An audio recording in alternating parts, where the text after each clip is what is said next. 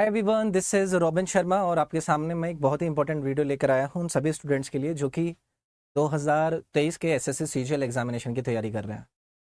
तो लास्ट के कुछ ही दिन आपके पास हैं, 45-50 डेज। अब इसके अंदर अगर कोई नया एस्पायरेंट है या फिर कोई ऐसा स्टूडेंट जो किसने हाल ही में अपनी तैयारी को शुरू किया है, उसको क्या करना चाहिए, तो एक बेसिक स्ट्रैटेजी मैं आपके साथ शेयर करूँगा तो दैट कि आप अच्छा खासा मैक्सिमाइज कर पाएँ अपने स्कोर को। अभी तक आपके जितने भी स्कोर आ रहे हैं, आपको बिल्कुल घबराने की ज़रूरत नहीं है। एक एक करके हर पॉइंट्स को हम इसके अंदर टच करेंगे और डिस्कस करेंगे कि क्या करना चाहिए आपको लास्ट के आपके इन रिमेनिंग डेज के अंदर। अब देखो यार, सबको इतना पता होगा कि आपके कौन कौन सी चीज़ें आती हैं पेपर के अंदर। ठीक है, मैं सभी उन स्टूडेंट की बात करूंगा, चाहे वो किसी से पढ़ चुके हों, कहीं पर पेड सब्सक्रिप्शन ले रखा हो, चाहे वो आपके सेल्फ स्टडी कर रहे हों। सबसे पहले मैं आपसे बात करूंगा आपकी हिस्ट्री को लेकर। अब देखो, हिस्ट्री को लेकर सभी को पता है, सब लोग बोलते हैं कि सर लास्ट के कुछ दिन रह गए हैं, आप फटाफट से बता दीजिए कि क्या हम प्राचीन इतिहास को छोड़ दें, मध्यकालीन इतिहास को छोड़ दें या फिर आधुनिक इतिहास को छोड़ दें। तो हिस्ट्री के बारे में सभी को पता है, आपका एंशियंट वाला सेक्शन, आपका मेडिवल वाला सेक्शन और आपका मॉडर्न वाला सेक्शन आपका पूछा जाता है। क्या करना है, आप में से अगर किसी के पास भी ल्यूसेंट की बुक है तो प्लीज़ आप ल्यूसेंट की बुक का जो हिस्ट्री वाला सेक्शन है आपको पढ़ना सारा है।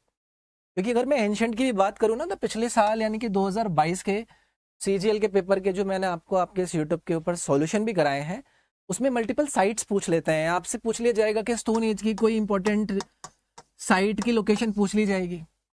ठीक है, तो साइट्स पूछ ली जाती हैं। या फिर एंशिएंट हिस्ट्री में जब हम महाजनपद पीरियड के आगे बढ़ते हैं, या फिर मैं वैदिक काल की बात करता हूँ, वहाँ से चीज़ें बन जाती हैं। तो चीज़ें आपकी बनेंगी सारी, तो आपको बहुत ज़्यादा डिटेलिंग में नहीं जाना है। आप ल्यूसेंट एक बुक है, उसको आप रेफर कर सकते हैं। और अगर आप मेरे से पढ़ रहे हैं अनअकैडमी पर मेरी प्लस क्लासेस में, तो आपके रिकॉर्डेड क्लासेस अवेलेबल हैं, आप उनसे कर सकते हैं। लेकिन आपको छोड़ना नहीं है यार, 45 दिन के अंदर ऐसा नहीं है कि आपके ऊपर बहुत ज़्यादा बर्डन पड़ेगा। आप लेकिन एक काम करना, आप बहुत ज़्यादा स्लोली मत पढ़ना, आप चीज़ों को रीड आउट करो। ठीक है, मैं हमेशा रीड आउट करने के लिए कहता हूँ। रीड आउट कहने का मतलब ये है कि अगर आप स्टोन एज का टॉपिक पढ़ रहे हो, आप उसको रीड करो, लेकिन फोकसफुली करो। ऐसे नहीं है कि आपका ध्यान कर कहीं और है, बस आप जस्ट नाम के लिए उसको रीड आउट कर रहे हो। तो आपको ये एक चीज़ करनी चाहिए जो कि एंशिएंट के अंदर भी आपको करनी है, आपको मेडिवल के अंदर भी करनी है, आपको मॉडर्न के अंदर भी करनी है। सबसे ज़्यादा आपका मॉडर्न वाला जो पार्ट होता है वो इम्पोर्टेंट होता है। सेकेंड नंबर पर प्रायोरिटी इंपॉर्टेंस में आपका मेडिवल वाला पार्ट आता है। थर्ड प्रायोरिटी पे आपका एंशिएंट ही आता है। तो ये अपनी सहूलियत के हिसाब से कि आपको किसको ज़्यादा प्रायोरिटी देनी है, वो आप एक चीज़ चूज़ कर सकते हो। इसके साथ में आपको लगाने हैं यार अपने PYQs। अब PYQs का मतलब ये नहीं है कि आप सिर्फ CGL के SSC में पूछे गए आपके हिस्ट्री के सवालों को ही देखोगे। आपको हर एग्जाम देखना है, CHSL, MTS, CPO, स्टेनो, हर पेपर का आपको हिस्ट्री वाला पार्ट करना है। तो प्रैक्टिस प्लस अपनी जो कंटेंट है, ल्यूसेंट की बुक से आप अगर रीड आउट करना चाहते हो वहां से कीजिए, लेकिन देखना सब। प्रायोरिटी मैंने बता दी है किसको आप सबसे ज़्यादा आधार पर देख सकते हैं। पॉलिटी की बात करते हैं। पॉलिटी के बारे में देखो, इसका एक पूरा का पूरा पैटर्न होता है। जब हम पॉलिटी को पढ़ते हैं तो पहले हम कॉन्स्टिट्यूशनल डेवलपमेंट पढ़ते हैं, संवैधानिक विकास पढ़ते हैं, यानी कि हमारे देश के संविधान को अपनाने से पहले का जो एक हिस्टोरिकल पैटर्न रहा। अंग्रेज यहाँ पर रूल कर रहे थे तो कौन कौन से वो एक्ट थे जिसको हमारे देश के प्रशासन को चलाने के लिए आपका यूज करा जाता था। उस वाले पार्ट से आपके कुछ फैक्ट बन जाते हैं कि बताइए इस वाले एक्ट के अंदर किस किस चीज़ को अबॉलिश किया गया, किस चीज़ को इंट्रोड्यूस करा गया। तो उन फैक्ट को आप देख सकते हो, वही आपकी लूसेंट वाली बात रहेगी।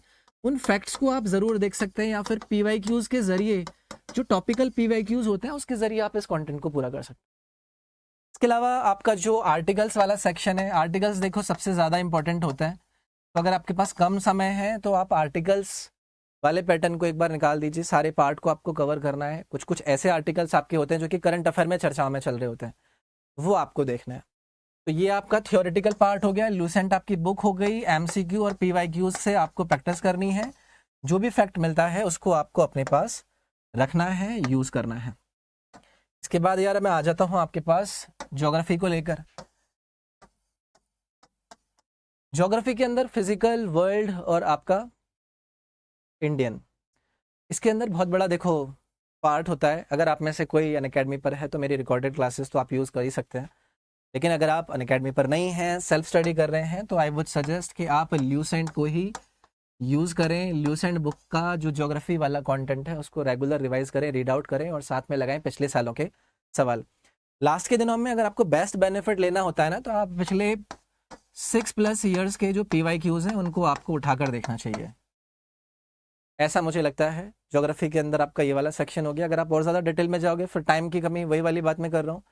आपका जियो हो गया। जियो के बाद इकोनॉमिक्स में आपसे कहूँगा कि आपके लास्ट के 45 डेज में आप बेसिक्स जो टर्म्स होती हैं, जो बेसिक टर्म्स होती हैं, GDP क्या होता है, GNP क्या होता है, NNP क्या होता है, इन्फ्लेशन क्या होता है, डिन्फ्लेशन क्या होता है, ये सारी चीज़ें, ये जो बेसिक टर्म्स हैं इनको आप देख सकते हैं। और साथ में जो करंट के अंदर आपकी इकोनॉमी से चीज़ बनी है, करंट अफेयर के अंदर, कि अभी हाल ही में संस्थान ने ये वाली रिपोर्ट जारी करी, उसमें भारत की रैंकिंग क्या है, कितने का लोन दिया, भारत की GDP की ग्रोथ का फोरकास्ट किसने कितना किया है, तो वो करंट वाला सेक्शन आपको स्टैटिक फॉर्म में जो टॉपिक्स मिलते हैं उनसे करना है।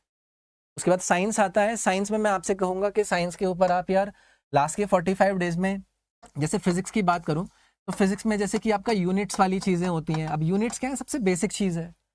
अब बहुत ज़्यादा डिटेल में नहीं जा सकते कि आप मैकेनिक्स पढ़ रहे हो, आप मैग्नेटिज्म पढ़ रहे हो, इलेक्ट्रिसिटी पढ़ रहे हो, आप उसको स्किप कर सकते हो। वो वाली एक चीज़ को आप ध्यान में रख सकते हो। आपसे केमिस्ट्री की बात करूँ, जैसे कि साइंटिफिक नेम्स आपसे पूछे जाते हैं, आपसे केमिकल फॉर्मूलाज पूछे जाते हैं, आपसे जो उनके कॉमन नेम्स होते हैं वो पूछे जाते हैं। ये वाली चीज़ आप केमिस्ट्री से उठा सकते हो और अपने PYQs को यूज़ कर सकते हो। बायोलॉजी की बात करूँ, बायोलॉजी में सबसे बेसिक चीज़ आपकी जो सेल स्ट्रक्चर होती है, कोशिका संरचना जिसको हम कहते हैं, वो वाला चैप्टर उठाकर बाकी के जो बेसिक चीज़ें होती है, जैसे कि विटामिन हो गया, ब्लड ग्रुप्स हो गया, आपके साइंटिफिक नेम्स हो गए, या फिर इन्वेंटर्स हो गए कि किस किसने कौन कौन सी थ्योरी को सामने रखा, कौन किसका आविष्कारक है, बायोलॉजी वाले सेक्शन से आप उनको देख सकते हैं। ये फिजिक्स का रहता है, मतलब आपके साइंस का रहता है। इसके बाद सबसे ज़्यादा इंपॉर्टेंट 45 डेज के अंदर आपका रहता है आपके पास करंट अफेयर प्लस आपका स्टैटिक वाला पार्ट। जितना ज़्यादा आपको टॉपिकल करंट अफेयर मिल जाए उतना ज़्यादा आपके लिए अच्छा है। आपके इसी यूट्यूब के ऊपर प्रॉपरली मैंने सीरीज चला रखी हैं। आगे भी मैं आपके मंथली वाइज करंट अफेयर करा दूंगा। इसको लेकर मैं सिर्फ ये कहूँगा कि इस यूट्यूब के ऊपर जो अवेलेबल मेरी सीरीज़ होगी उसको अच्छे से फॉलो कीजिए। ऐसा मुझे लगता है। अपने आप को रेगुलर रिवीजन में इन्वॉल्व रखो, प्रैक्टिस करो, that is will be all. इतना ही आपको करना है, इतनी अपने साथ ईमानदारी रखकर चीज़ों को कर लेना। कोई दिक्कत आए मुझसे पूछ लेना। मैं आपको इंस्टाग्राम पर मिल जाऊंगा, ये मेरा यूज़र नेम है ROBINSIRG।